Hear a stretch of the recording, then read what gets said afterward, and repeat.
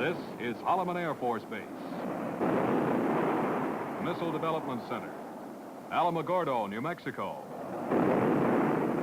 North Range Hardsite area, where weapons and men are field tested.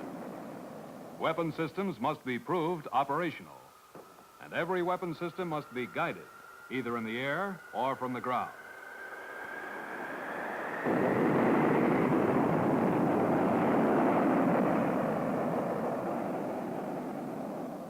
In the spring of 1959, this simulated atomic blast-proof building called a Hardsite was ready for testing. The Air Force had appointed North American Aviation manager of a joint F-100 MACE program to obtain basic data for the design of operational Hardsites. Now, if proven feasible, Hardsites could be hidden in forests, mountains, or other strategic spots to provide atomic blast-proof launching sites for missiles and airplanes.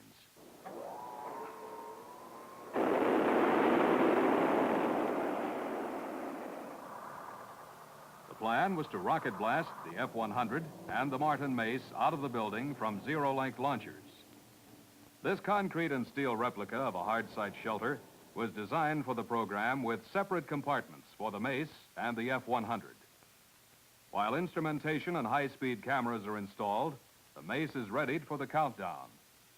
Special instruments are needed to gather information on acoustics, gas composition, vibration, engine operation, and pressures within the building.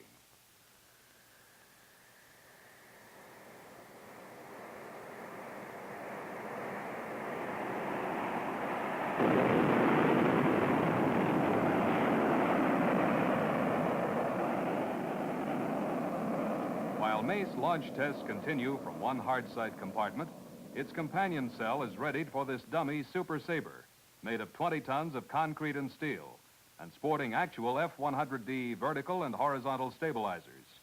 It will be launched from the Hardsite to obtain full-scale acoustic, pressure, and gas composition data. Both vertical and horizontal tails are instrumented with accelerometers and sound pickups. The dummy's lifespan will be only a few short seconds. In that arc of time, instrumentation will reveal the secrets of this unproved environment and assure the success of the piloted launch. Beneath the Iron Bird lay the reinforced concrete floor. Acoustical fiberglass insulation lines the walls to absorb blast energy and sound waves.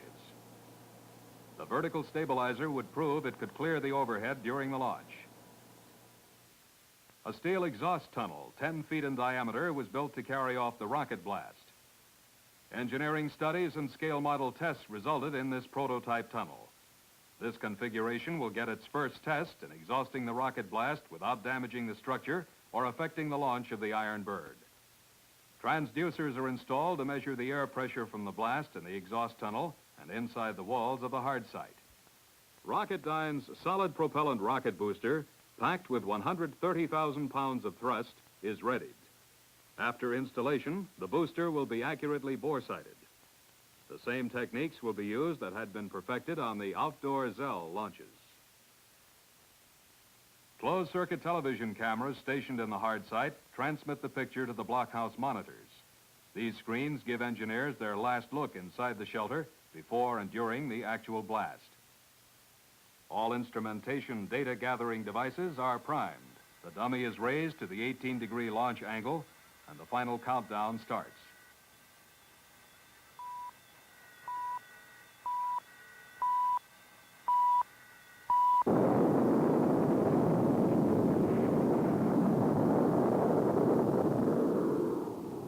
The extreme nose-up pitch would not be acceptable if this were an F-100D launched for a mission.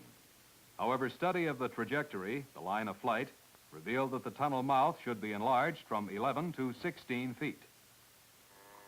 2 months later, number 2 dummy is ready.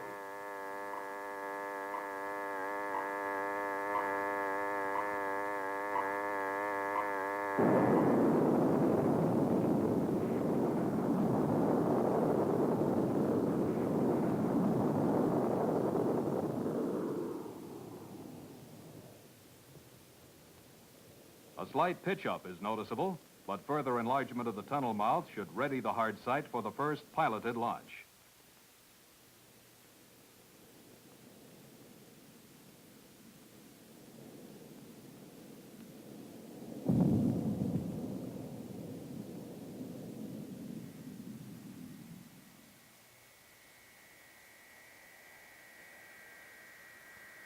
As modifications begin on the Hardsite, North American engineering test pilot Al Blackburn flies in from California.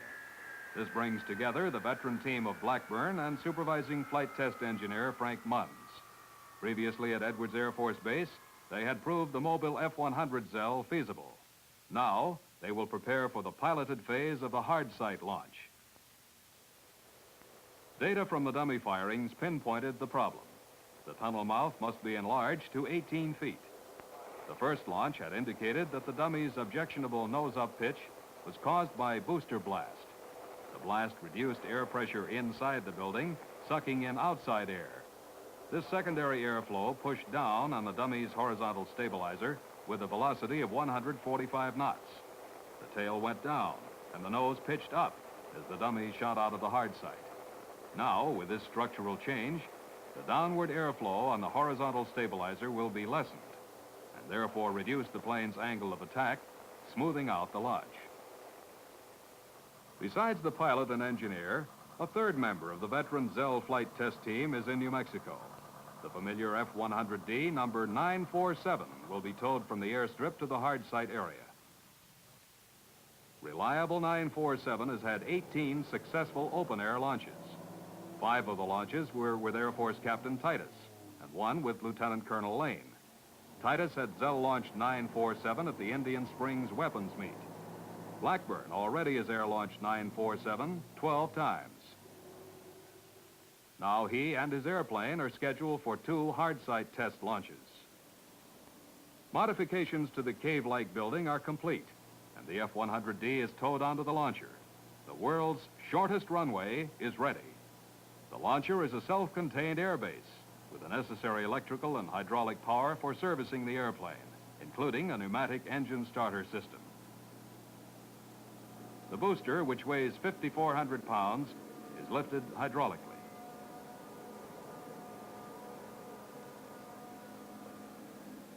There is only a 2-foot clearance between the wingtips and the walls of the structure, so bore sighting procedures developed on the dummy are carefully followed. Time is T minus 30 minutes. All unauthorized personnel, please leave the area.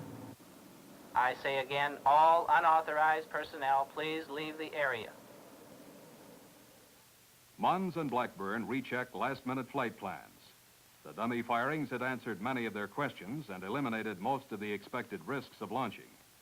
But they realized that this will be the first time that exhaust fumes from the jet engine will be added to the rocket blast in the Hardsite. This will also be the first time Blackburn and the airplane will be subjected to so much noise and vibration. Air pressure against the building's interior walls will be tremendous. Engineers have worked months perfecting this concept. Only the test flight remains to prove it operational. The time is T minus 15 minutes. Al Blackburn has a veteran flight test crew behind him. His 7 years of experience in jet testing with 14 open-air Zell launchings are also behind him. Less than 7 minutes now. Methodically, each step is checked off. It seems routine, except for one fact. A piloted aircraft has never been fired out of a building. Instead of this test launch from a simulated structure, conceivably, this could be an operational Hardsite built in a mountain cave or located in an underground bunker. Safe from the blast of an atomic bomb, the combat-loaded Super Sabre could be rocketed into the sky to assure retaliation. Blackburn sets the trim and checks his controls. Engine power is brought up to 100%. Al is satisfied with the engine check.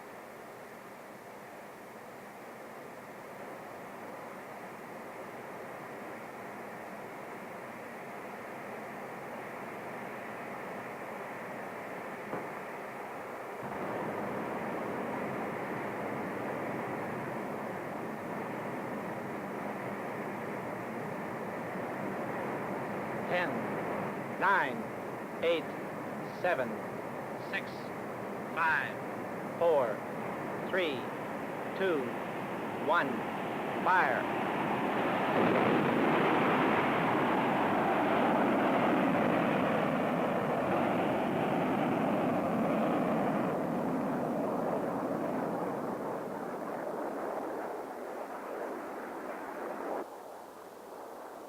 booster falls away only 4 seconds after takeoff. The purpose of the Hardsite program has been accomplished. Here is a manned airplane shot out of an atomic blast-proof base, ready for combat. Later, Blackburn reported that he had no problems during the boosted portion of the launch, using only his instruments. It seemed smoother than any previous launch. During the blast, vacuum bottles in one instantaneous gulp trapped the explosive gases. Field analysis of the collected gas samples in the shelter and the exhaust tunnel reveal that gas concentrations do not reach an explosive level during or after launch. 1 week from the day of the first F-100D launch, uncertain weather hangs over the North Range as rain squalls surround the area. The successful Hardsite launch left only one question. Would pilot techniques for day launches be valid for Hardsite night firings? The ease of the first launch prompted Al Blackburn and the engineers to switch the second launch from day to night.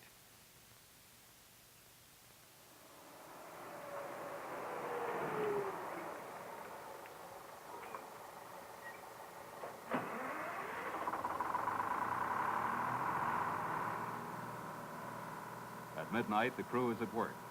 Official sunrise is 5:34 a.m. The launch must go before then, or it will be too light for a night try. Instrumentation, bore sighting, and other preparation proceeds exactly the same as for the day launch. All unauthorized personnel, please leave the area. For Blackburn, everything is the same as the day launch, except for the absence of light. The time is T minus 15 minutes.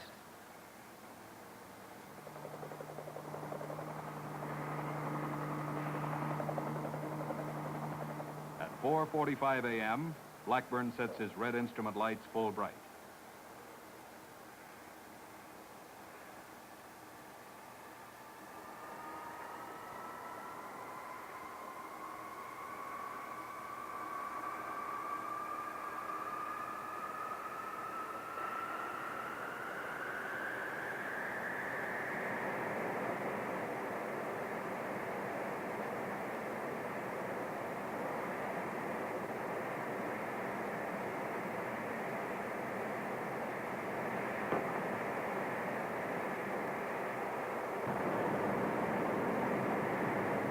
Ten, 9, 8, 7, 6, 5, 4, 3, 2, 1, fire!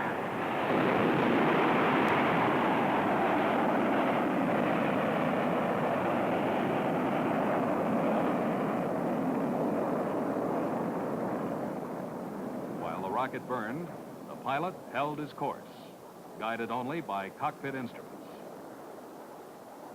Day or night, safe from nuclear blast, Super Sabres launched from Hardsites strengthen the U.S. arsenal of retaliatory weapons.